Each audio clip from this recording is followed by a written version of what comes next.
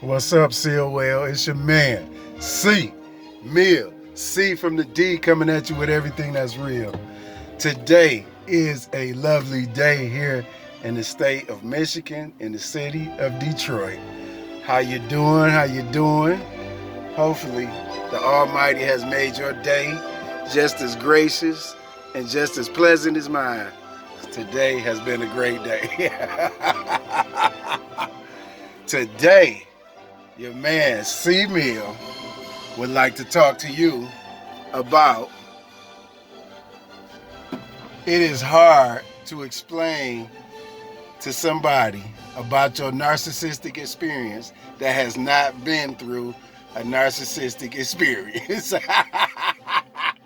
All the stipulations that come with dealing with a narc, all the different situations, all the ups and downs, the crazy arguments, the narcissistic outbursts, the narcissistic rage, the gaslighting, you know what I'm saying, the word salad. It is impossible, nearly impossible to explain it to somebody who doesn't understand narcissism. It's like trying to explain, you know what I'm saying, algebra 4 to a second grader. They just won't get it. You know what I'm saying? It's just hard for them to get it. You know what I'm saying? They just will not be able to fathom what you're talking about. Because you could go to them and you know how the crazy stuff that you go through when you deal with a full-blown narcissist, especially as a covert, grandiose, or let me see, what's the other one?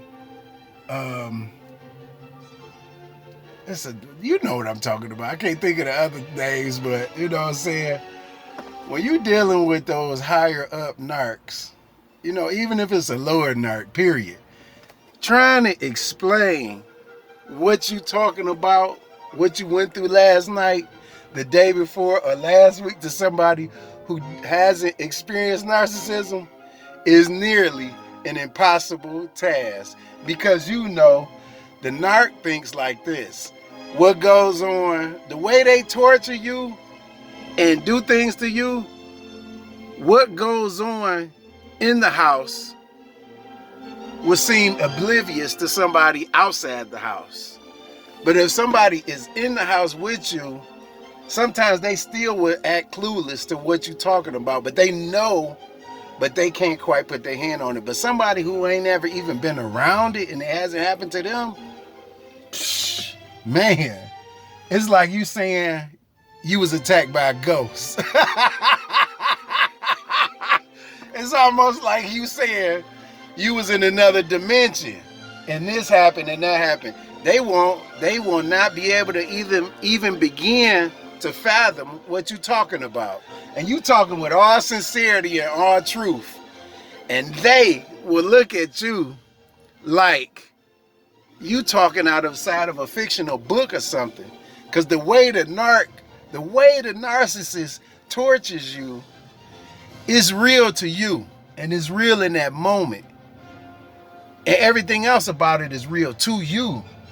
But to somebody who has not experienced anything about a narcissist, malignant, covert, or grandiose, they won't have the slightest clue. They will look at you like you speaking French, like you speaking German or Swahili. They will not understand at all what you are talking about as a human being and as a spiritual entity. Thankyou, sir. They will be like just lost because they won't have a clue to what you're talking about. And that's the way the narcissist tortures you.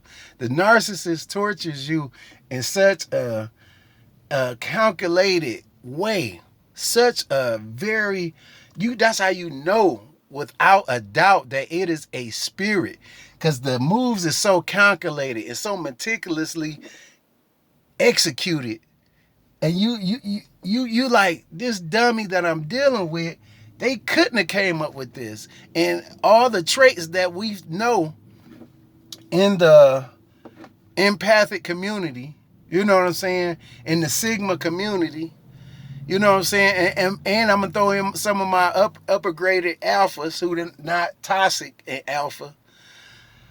We go through this, and we know we're not crazy, but just trying to explain it to somebody else that has not been through it, like the narcissistic implosions, the narcissistic rage.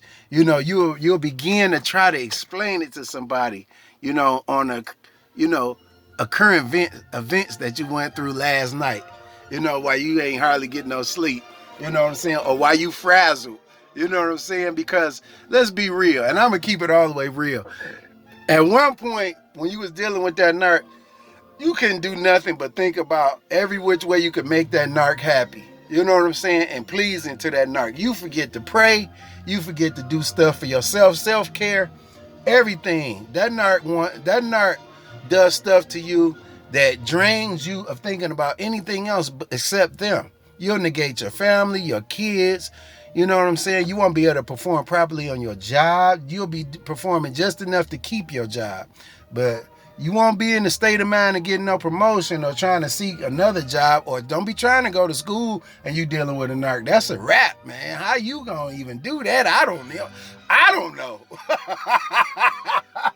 But yeah, man, dealing with a narc on an intense level, the way most 99% of us have dealt with them, you can't. It's nothing else you could do at that moment as far as being successful, coming up, or concentrating on your career or your job or anything, or any other goals you're trying to do, start a business or anything. The narc strips you of a lot of stuff, and it's not because it's that person, it's the spirit that's on that person, or should I say spirits. You know what I'm saying? It'd be a lot of them jokers on that narc. You know what I'm saying? And that's why your mind's spinning, and that's why they mind spinning, because they trying to communicate with each other, but sometimes demons will work together, but most of the time they don't even like each other. So they driving that narc crazy. You know what I'm saying? Which in turn, from the spiritual aspect to the physical, that narc is driving you crazy. Do you know what I'm saying? They going crazy because a fork is left in the sink, or over a bag of potato chips, or whether we going to the store or not to go buy a pack of cigarettes or something, you know what I'm saying, in the rain. That narc is nutty, and you know this from spiritually and then physically.